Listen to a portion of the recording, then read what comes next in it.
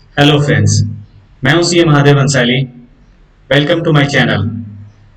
आज हम बात कर रहे हैं इनकम टैक्स एक्ट में एक बहुत ही important provisions related to the cash transactions. तो income tax act cash transactions को कैसे डील करता है, हम उसके बारे में डिटेल में जानेंगे। लेकिन उसके पहले अगर आपने मेरे चैनल को सब्सक्राइब नहीं किया है तो प्लीज सब्सक्राइब कर लें और वीडियो को लाइक जरूर करें। तो उसके साथ ही हम शुरू करते हैं आज के ये वीडियो। इसमें हम जो इंपॉर्टेंट सेक्शंस देखने वाले हैं वो कैश ट्रांजैक्शन से रिलेटेड सारे हैं। तो उससे पहले हमें ये समझना है कि हम कैश ट्रांजैक्शंस को डिस्करेज क्यों करते हैं। यानी कि इनकम टैक्स एक्ट में जो कैश ट्रांजैक्शंस के लिए इतने सारे प्रोविजंस या सेक्शन लगाए गए हैं वो इसलिए लगाए हैं to counterfeit the money laundering and tax evasion. जो इसका सबसे मेन मोटिव है वो है counteract the money laundering things, जहां पर कैश में ट्रांजैक्शंस होते हैं बहुत बड़े बड़े, और जो टैक्स इवेजन में भी बहुत ज्यादा लोग यूज करते हैं उनको रोकने के लिए। दूसरा, एनकरेज करने के लिए ट्रांसपेरेंट बिजनेस प्रैक्टिसेस, जहां पर अगर सारा चीजें बैंकिंग ट्रांजैक्शंस बैंकिंग चैनल के थ्रू होती हैं तो उसमें ज्यादा ट्रांसपेरेंसी आएगी। और तीसरा पॉइंट है to enable environment for the growth of transparent business, यानी कि जो ट्रांसपेरेंट बिजनेस है उन लोगों के लिए एक एनवायरमेंट जनरेट करना जिसमें कि उनको ग्रोथ हो सके। And last but not the least, easing of auditing and investigation, जहां पर आपको कम से कम ऑडिटिंग की रिक्वायरमेंट हो, कम से कम इन्वेस्टिगेशन की रिक्वायरमेंट हो, ऐसा एक ट्रांसपेरेंट सिस्टम बिल्ड करना। तो इसी के लिए कैश ट्रांजैक्शंस को ज्यादा से ज्यादा डिस्करेज करके कर्व करने की कोशिश की जा रही है। तो उसमें हम कई सारे सेक्शंस हैं related to loans and deposits, cash transactions, electronic mode के बारे में और डिसअलाउड आइटम्स के बारे में, या डोनेशंस के रिलेटेड, कंट्रीब्यूशन से रिलेटेड, ऑडिट से रिलेटेड। इन सबको हम आज डिटेल में सब बात करेंगे। तो इन सबको अगर आपको डिटेल में समझना है तो वीडियो में आप एंड तक जरूर देखिएगा ताकि आप कोई भी इंपॉर्टेंट चीज मिस ना करें और कैश ट्रांजैक्शंस में इनकम टैक्स में क्या क्या प्रोविजन है उनको बहुत अच्छे तरीके से समझ पाएं। सबसे पहले सेक्शन 269 एसएस और सेक्शन 269 टी ये बात करता है टेकिंग और accepting loan, deposits and specified sum, also repayment of the loan, deposit and specified sum। तो लोन को एक्सेप्ट या रीपे करने में क्या प्रोविजन है? ये कहता है कि आप 20,000 से ज्यादा लोन या डिपॉजिट कैश में नहीं ले सकते और ना ही उसको रीपे कर सकते हैं। और अगर आप ये कोई मूवेबल प्रॉपर्टी से रिलेटेड है तो उसको भी नहीं कर सकते। इसमें कुछ एक्सेप्शंस भी डाले हुए हैं। एक्सेप्शंस केवल बैंक या गवर्नमेंट कंपनी, गवर्नमेंट इनसे रिलेटेड हैं, वो केवल इसमें 20,000 से ज्यादा अगर आप ट्रांजैक्शंस करते हैं तो अलाउड है।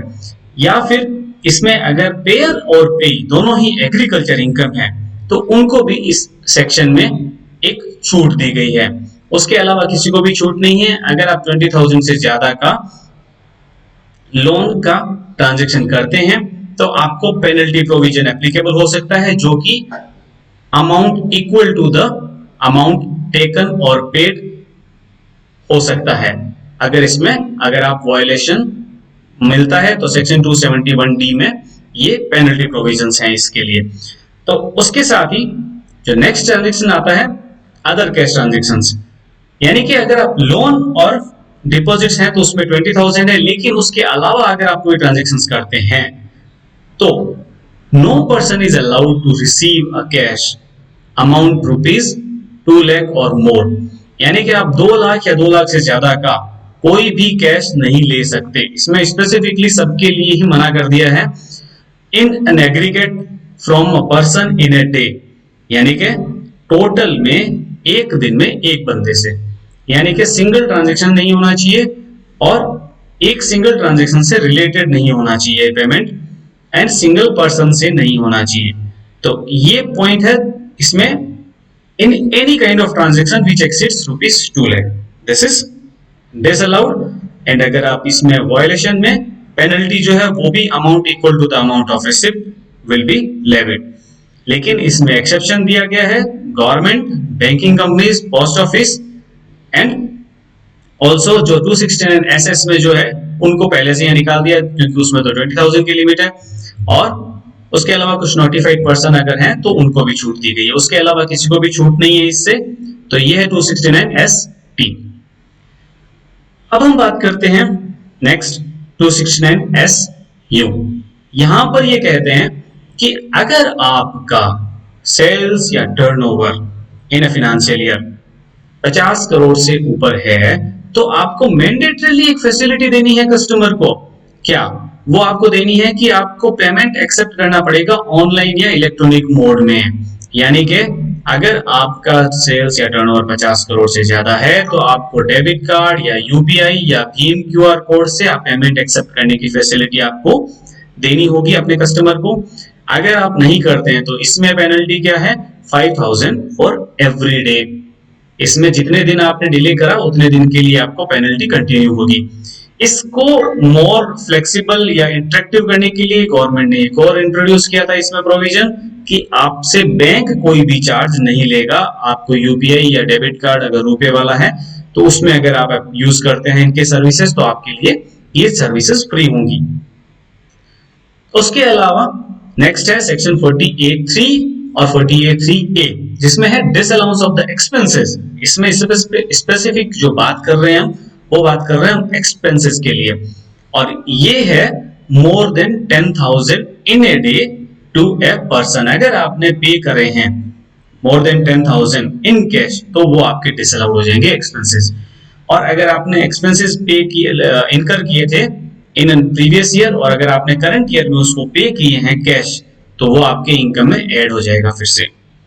लेकिन इसमें एक एक्सेप्शन है, अगर आपने फ्रेट पे करना है फॉर द ट्रक और लॉरी तो उसके अमाउंट इंक्रीज हो जाती है 10,000 से 35,000 तक आप उसको पे कर सकते हैं।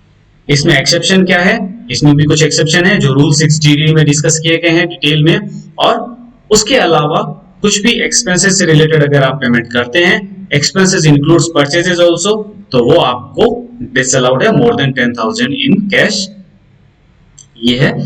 उसके बाद में जो नेक्स्ट हम बात कर रहे हैं वो डिसअलाउंस ऑफ द डेप्रिसिएशन। यानी कि अगर आपने एक एक्विजिशन की एसेट की और उसका पेमेंट जो है वो एग्रीगेट में to a person in a day exceeding 10,000 अगर आपने कर दिया तो आपको इस पर्पस के लिए जो एक्चुअल कॉस्ट है एसेट की उस पर डेप्रिसिएशन जो है वो will be available on no depreciation. ठीक है, तो इसमें आपको डेप्रिसिएशन का बेनिफिट नहीं मिलेगा उस एसेट के लिए। नेक्स्ट आइटम है सेक्शन 80D। उसमें भी स्पेसिफिकली कहा गया है कि अगर आपने हेल्थ इंश्योरेंस प्रीमियम को पेमेंट किया मोड अदर देन कैश, यानी कि अगर आपने कैश के अलावा पेमेंट करा है तभी वो आपको डिडक्शंस अलाउ है।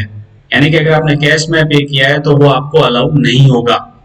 और अगर आपने कैश डोनेशन किया है 80G में तो वो भी आपको मोर देन 2,000 क्या होगा, डिसअलाउ हो जाएगा। यानी आपने 2,000 से ज्यादा अगर आपने कैश में पेमेंट कर दिया तो वो अमाउंट आपको फिर डोनेशन का 80G में डिडक्शंस नहीं मिलेगा। तो ये है 80G के बारे में। सिमिलरली 80GGA, GGB, GGC इनमें भी कैश ट्रांजैक्शन से रिलेटेड प्रोविजंस हैं। यानी कि 80GGA में कहा गया है 2,000 से ज्यादा अगर आपने पेमेंट किया है तो वो एप्लीकेबल नहीं होगा। पहले 10,000 था, अभी 2,000 कर दिया इसको भी।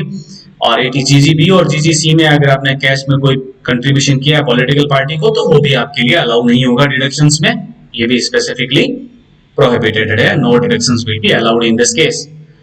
नेक्स्ट है, अब एक आपका बेनिफिट की बात है, अगर आपके ट्रांजैक्शंस इन कैश यानी कि all receipts is not more than 5% of your all and payments is not more than 5% your total payments in a year, तो आपको ऑडिट के लिए जो थ्रेशोल्ड लिमिट है जो 5 करोड़ उसको आपको 10 करोड़ में हो जाएगी असेसमेंट ईयर 22-23 के लिए। तो इसमें आपको थ्रेशोल्ड लिमिट को इंक्रीज हो जाता है अगर आपका कैश ट्रांजैक्शंस नॉट एक्सीडिंग 5% है, यानी कि 95% अगर आपका बैंकिंग चैनल से होता है तो। उसके साथ ही एक नया प्रोविजन आया है टीडीएस के लिए। अब आपको इसमें टीडीएस भी डिडक्ट होगा अगर आपकी कैश विड्रॉल है more then 1 crore rupees. From bank, तो बैंक या सोसाइटी, कोऑपरेटिव सोसाइटी या अपने पोस्ट ऑफिस जहां से भी आप कैश विड्रॉ कर रहे हैं वो आप पर टीडीएस काटेंगे 2% का for cash withdrawal above 1%, above 1 crore, वहां पर आपका 2% के लिए टीडीएस एप्लीकेबल हो जाएगा।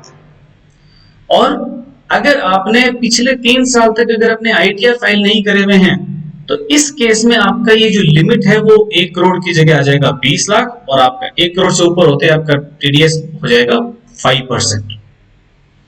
ये है सारे प्रोविजंस हमारे इनकम टैक्स एक्ट में related to the cash transactions. Hope कि आपको वीडियो पसंद आया होगा। प्लीज लाइक कीजिए और मेरे चैनल को सब्सक्राइब कीजिए। Thank you very much for listening and watching the video. Thank you.